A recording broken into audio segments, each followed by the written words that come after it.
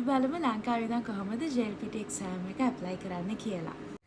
ඔයාලා මුලින්ම ඔයාලගේ ෆෝන් එකේ හරි එහෙම නැත්නම් ලැප් එකේ හරි ඔයා පාවිච්චි කරන device එකෙන් jlea.lk කියලා කියන එක type කරන්න jla.lk. ඊට පස්සේ මේ මුලින්ම තියෙන link එකට යන්න. ඊළඟට ඔයාලට මේ වගේ තමයි screen එක පේන්නේ. මේක close කරලා මෙතන ඉරි තුනක් තියෙනවානේ. ඒ ඉරි තුන click කරන්න. එතකොට ඔයාලට පේනවා මෙන්න මේ වගේ ස්ක්‍රීන් එක. ඒකේ JLPT registration කියලා කියන එක ක්ලික් කරන්න. දැන් මෙතන තියෙනවා continue to registration කියලා පල්ලෙහාන් නිල් පාට බටන් එකක්. ඒකේ continue to registration කියලා කියන එක ක්ලික් කරන්න. ඊට පස්සේ ඔයාගේ ෆෝන් එකේ හරි ලැප් එකේ හරි ඔයාලට පෙන්වන්නේ මෙන්න මේ විදිහට. මෙහෙම තමයි ඔයාලගේ ඇප්ලිකේෂන් එක ෆිල් කරන්න තියෙන්නේ. අපි බලමු කොහොමද මුලින් ඉඳන් ෆිල් කරන්න කියලා. මුලින්ම ඔයාලගේ ටෙස්ට් ලෙවල් එක මෙතන දාන්න තියෙනවා. එතන ටෙස්ට් ලෙවල් එකට ඔයාගේ ලෙවල් එක හරියටම N5ද 4ද 1ද කියලා කියන එක හරියටම බලලා දාන්න. මේකේ මම දැනට උදාහරණයක් විදිහට 5 කියලා කියන එක දාගන්න ඔයාලට පෙන්නන්න. ඊළඟට ටෙස්ට් සයිට් එක තියෙනවා. ඒක කොළඹ කියලා තමයි කොහොමත් ලංකාවේ එක තැනක විතරයි එක්සෑම් එක තියෙන්නේ. ඒක නිසා කොහොමත් ඒක කොළඹ කියලා කියන එක සිලෙක්ට් කරගන්න. ඊළඟට තියෙන්නේ ඔයාලගේ නම ටයිප් කරන්න. මෙතනදී ඔයා අනිවාර්යයෙන්ම බලන්න ඔයා capital letters වලින් තමයි මෙතන තියෙනවා write your name in capital letters කියලා අනිවාර්යයෙන්ම capital letters වලින් ඔයාගේ නම ටයිප් කරන්න ඕනි. මෙතනදී ඔයාගේ සම්පූර්ණ නම ටයිප් කරන්න. ඔයාගේ නම දිග වැඩි නම් ඔයාට ඒක එක අකුරක් විතරක් ඉනිෂියල් එක දාලා ලියන්න පුළුවන්. ගොඩාක් දිගයි නම් එහෙම නැත්නම් සම්පූර්ණ නම හරියට ටයිප් කරන්න. ඊළඟට ඔයාගේ ජෙන්ඩර් එක සිලෙක්ට් කරන්න තියෙනවා. ජෙන්ඩර් එක මේල්ද ෆීමේල්ද කියලා දාන්න. මම මෙතන නිමේෂා කියලා දාපු නිසා ෆීමේල් කියලා දාගන්නවා. ජෙන්ඩර් එක හරියට සිලෙක්ට් කරන්න. ඊළඟට date of birth කියලා කියන එකේදී ඔයාගේ ඉපදිච්ච අවුරුද්ද ඔයා 2000 ගණන් වල 1990 ගණන් වලද ඔයාගේ අවුරුද්ද මුලින්ම දාන්න. ඊට පස්සේ month එක සිලෙක්ට් කරන්න. ඊළඟට date එක සිලෙක්ට් කරන්න. හරියටම තමන්ගේ birthday එක අවුරුද්ද මාසෙ දවස කියලා කියන එක හරියට දාන්න. ඊළඟට ඔයාගේ NIC එක එහෙම නැත්නම් ID card number එක මෙතන දාන්න තියෙනවා. මම මෙතන නිකන් number එකක් දාගන්නවා. මම මේ ඔක්කොම දාන්නේ ඔයාලට පෙන්වන්න විතරක් උදාහරණයක් විදියට අරගෙන ඔයාලගේ හරි details හරියට දාන්න. හරිද? ඊළඟට ඔයාගේ native language එක සිංහල කියලා කියන එක සිලෙක්ට් කරගන්න. ලංකාවේ නිසා අපි හැමෝගෙම native language එක ගොඩක් දුරට සිංහල. tamil කෙනෙක් නම් tamil කියලා කියන එක සිලෙක්ට් කරගන්න පුළුවන්. ඊළඟට මෙතන තියෙනවා ඔයාලගේ postal address එක ලියන්න. එතන හරියට type කරන්න ඔයා දැන්ට ලංකාවේ ජීවත් වෙන address එක හරියට අංකේ ඔයාලගේ address එකේ තියෙන විදිහටම city එකත් එක්ක හරියටම එතන ඒක පාවිච්චි කරන්න. මම මෙතන නිකන් address එක දානවා. ඒකත් ඔයාලට පුළුවන් නම් හොඳයි capital letters වලින්ම type කරන්න. ඊළඟට තියෙනවා postal code එක. postal code එක හරියට type කරන්න. මම මෙතන goal නිසා 80000 කියලා කියන එක type කරා. ඔයාට postal code එක හොයාගන්න බැරි නම් ඔයාගේ postal code එක ඔයා ඉන්න city එක එහෙම නැත්නම් ගම ඒක ගහලා ඔයාලගේ ඉන්ටර්නෙට් එකකින් ඔයාලට බලා ගන්න පුළුවන් ඔයාලගේ ප්‍රදේශයට අදාළ postal code එක මොකක්ද කියලා. ඊළඟට district එක මම දාපු නිසා goal කියලා කියන එක දානවා. ඔයාලගේ district එක දාන්න. country එක අනිවාර්යෙන් ශ්‍රී ලංකා කියලා කියන එක type කරන්න. ශ්‍රී ලංකා. ඊළඟට ටෙලිෆෝන් නම්බර් එක ඔයාගේ ටෙලිෆෝන් නම්බර් එක වැඩ කරන තමන් පාවිච්චි කරන තමන්ගේ මොබයිල් නම්බර් එකක් මෙතනට පාවිච්චි කරන්න. ඊළඟට මෙතන ඔයාලට දෙවනියට තියෙන alternative ටෙලිෆෝන් නම්බර් එකක් සිලෙක්ට් කරගන්න පුළුවන්. එතන විකල්ප නම්බරයක් මොනවා හරි කාගේ හරි වෙන වැඩ කරන නම්බර් එකක් දැම්මත් ප්‍රශ්නයක් නැහැ. නොදැම්මත් ප්‍රශ්නයක් නැහැ. ඒක දාන එක අනිවාර්යම නැහැ. ඔයාලට ඕන විදියකට එතනට ඕන නම්බර් එකක් සිලෙක්ට් කරගන්න පුළුවන්. හරිද? ඊළඟට ඔයාට සිලෙක්ට් කරන්න තියෙන්නේ ඔයා ස්ටඩි කරන ඉන්ස්ටිටියුට් එක. ස්කූල් එකේද එහෙම නැත්නම් ඔයා වෙනම ප්‍රයිවට් තැනක ජපනීස් ලැන්ග්වේජ් එක ඉගෙන ගන්නවද? ඔයාට එතනට ඕනම එකක් පාවිච්චි කරන්න පුළුවන්. කිසිම ප්‍රශ්නයක් නැහැ. ඒක ඔයාගේ ස්කූල් එකේ ඉගෙන ගන්නවා නම් ස්කූල් එකද ඔයා වෙන ආයතනයකින් ඉගෙන ගන්නවා නම් ආයතනයේද ඒක කිසිම ප්‍රශ්නයක් නැහැ. ඕනම එකක් දාන්න පුළුවන්. ඊළඟට තියෙන්නේ place of learn Japanese කියලා කියන එක. ඔයා ජපනීස් ඉගෙනගත්තු තැන මොකක්ද කියලා කියන එක අර ඉන්ස්ටිටියුට් එක වගේ මෙතනින් ආයෙත් අහනවා. මේක මේ ඔයාලට මෙතන තියෙන ඕනම එකක් සිලෙක්ට් කරගන්න පුළුවන්. මෙතන එක එක ඔප්ෂන්ස් ටිකක් තියෙනවා. ඔයාලා දැන්ට ප්‍රයිවට් කොහේ හරි නම් ලැන්ග්වේජ් එක ඉගෙන ගන්න මේ අන්තිමට කලින් තියෙන learning Japanese at some other educational institution කියලා කියන එක සිලෙක්ට් කරන්න. අන්තිමට කලින් තියෙන අන්තිමේ ඉඳන් දෙවෙනියට තියෙන එක. මෙතන තියෙන මේ learning Japanese at some other educational institutions such as a foreign language school කියලා කියන එක. එතන ඒක සිලෙක්ට් කරගන්න පුළුවන්. නැත්නම් Tamanට ඕනම එකක්. ඊළඟට reason for taking this exam කියලා කියන එක සිලෙක්ට් කරගන්න තියෙනවා. ඒකත් ඔයාට ඕනම එකක් දාන්න පුළුවන්. මේක එක්සෑම් එකට මොකක් දැම්මත් එහෙම බලපෑමක් වෙන්නේ නැහැ. Tamanට ඕන එකක් පාවිච්චි කරන්න පුළුවන්. ඒ ටිකත් හොඳට කියවලා බලලා ඔයාලට මෙහි ජොබ් එකකට වගේ නම් එන්න හිතාගෙන ඉන්නේ.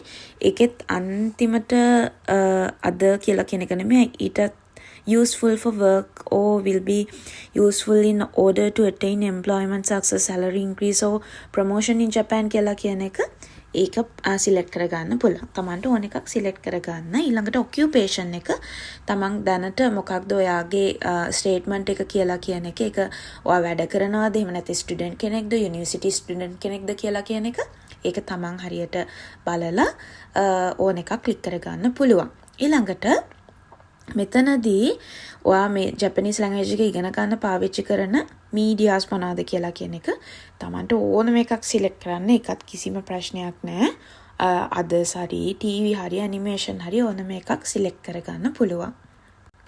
ඊළඟට තියෙනවා the person with whom you usually communicate in Japanese කියලා කියන එකට speaking, listening, reading, writing මේක ඔයා දැනට Japanese class එකකට යනවා නම් ස්කූල් එකේ ඉගෙන ගන්නවා නම් යුනිවර්සිටි ස්ටඩි කරනවා නම් with a teacher speaking, listening, reading, writing කියලා කියන ඒවාට ටික් කරන්න. ඒ වගේම with friends කියලා කියන එකට speaking, listening, reading, writing කියලා කියන එක ක්ලික් කරන්න. with family, with supervisor, colleagues, customers ලත් එක්ක ඔයාලට එහෙම කමියුනිකේට් වෙන්නේ නැති නිසා ඔයාලා ඒවට නන් කියලා කියන එක දැම්මට කිසිම ප්‍රශ්නයක් නැහැ. ඊළඟට මෙතන තියෙනවා times of taking JLPT කියලා කියන එක. මම දැන් මේකේ උදාහරණයේ විදිහට ඔයාලට පෙන්වන්න දැන් මේ N5 exam එකනේ. ඔයා මීට කලින් N5 එක exam එකකට, ඒ කියන්නේ JLPT එකේ NAT exam ඒවා මොකුත් නෙමෙයි. JLPT exam එකට මුහුණ දීලා තියෙනවා නම් කී පාරක්ද කියලා කියන එක මෙතන select කරන්න. එක පාරක්වත් තාම exam එකට මුහුණ දීලා නැත්තම් බිඳුව කියලා කියන එක හැමම තියන්න මුකුත් කරන්න යන්න එපා. ඊළඟට මෙතන ඔයා N3 වගේ ලියන කෙනෙක් නම් ඔයා N5 එක කී පාරක් ලියුවද? එක පාරක් නම් ඒක passed failed. N4 එක කී පාරක් ලියුවද? එක පාරක්ද දෙපාරක්ද තුන් පාරක්ද? ඒක passed failed කියලා කියන එක එතන දාන්න. ඊළඟට N3 කියලා කියන එකේ තාම එක පාරක්වත් ලියන්න නැත්නම් ඒක හැමම තියන්න. තමන් අදාළ විදියට හරි විස්තරේ දාන්න. ඒක කිසිම ප්‍රශ්නයක් නෑ. හරිද? ඊළඟට ඔයාගේ ඊමේල් එක ඔයා දැනට පාවිච්චි කරන ඔයාට නිතරම ඊමේල්ස් එන ඔයා පාවිච්චි කරන ඔයාගේ ඊමේල් එක මෙතන හරියටම සිලෙක්ට් කරන්න. ඊළඟට ඔයාලගේ මෙන්න මේ පාස්වර්ඩ් එක හරීම වැදගත්. මේකට කවුරුවත් වෙන කිසිම දෙයක් දාන්න එපා. මෙතන ඔයාගේ බර්ත්ඩේ එක. මම දැම්මේ 2022 10/7 කියලා කියන එක ඒක 8ක් විදියට ඔයාගේ බර්ත්ඩේ එක පාස්වර්ඩ් එක විදියට හැමෝම පාවිච්චි කරන්න. ඔයා මේ විදියටනේ දැන් මම 2022 10/7 කියලා කියන එක මේ ටයිප් කරපු විදිහටම ඔයාලගේ බර්ත්ඩේ එක තියෙන එක අරගෙන ඒ අංක 8 ඒ විදිහටම ටයිප් කරන්න. එතකොට ඔයාලට ආයෙ වැරදෙන්නේ නැහැ. මොකද ඒක හොඳට මතක තියෙන්න ඕනේ ඔයාලගේ එක්සෑම් රිසල්ට් බලනකොට. ඒක නිසා ඒක ගැන සැලකිලිමත් වෙන්න. ඊළඟට තියෙන්නේ මෙතන ෆොටෝ එක අප්ලෝඩ් කරන්න. අප්ලෝඩ් ෆොටෝ කියලා කියන එක ගිහිල්ලා මම මෙතන නිකන් ෆොටෝ එකක් ගත්තා. පාස්පෝර්ට් සයිස් ෆොටෝ එකක්. ඒක අරගෙන ඔන්න ඔය විදිහට හරියට ඇඩ්ජස්ට් කරලා ඩන් කරන්න තමයි තියෙන්නේ. ඇප්ලිකේෂන් එක ෆිල් කරන්න පටන් ගන්න කලින් අනිවාර්යයෙන්ම ෆොටෝ එකක් සොෆ්ට් කොපි එකක් ඔයාගේ ෆෝන් එක ඇතුලේ තියෙන්න ඕනි ෆයිල් එකක් විදියට හෝ ඔයාගේ ෆොටෝ ගෑලරි එකේ. ඒක තමයි ඔයා මෙතනින් හරියට බලලා සිලෙක්ට් කරගන්න ඕනි. හරිද? ඊළඟට මම මෙතන ආයෙත් ඔයාලට මේ වෙන ෆොටෝ එකක් අරගෙන පෙන්නන්නේ. ඔයාලා හරියට පාස්පෝර්ට් සයිස් ෆොටෝ එකක් නෙමෙයි නම් ඔයාගේ ෆෝන් එකේ තියෙන්නේ. සොෆ්ට් කොපි එක පාස්පෝර්ට් සයිස් නෙමෙයි නම් ඔයාට ෆෝන් එකෙන් දානකොට විශේෂයෙන්ම ඒක චුට්ටක් සිලෙක්ට් කරගන්න අමාරු වෙනවා. ඒක නිසා ඒක ගැන සැලකිලිමත් වෙන්න. ඔයා ස්ටුඩියෝ එකකට ගිහිල්ලා ඔයාගේ ෆොටෝ එකක් දැනට ඔයා ළඟ නැත්තම් එයාලගෙන් හරියට පෙන් එකකට හරි ඔයාගේ මේල් එකට හරි සොෆ්ට් කොපි එක ඉල්ල ගන්න. එහෙම නැත්තම් ෆොටෝ එක ඇඩ් කරනකොට ෆෝන් එකකින් විශේෂයෙන්ම ඒක පොඩි ප්‍රශ්නයක් වෙනවා.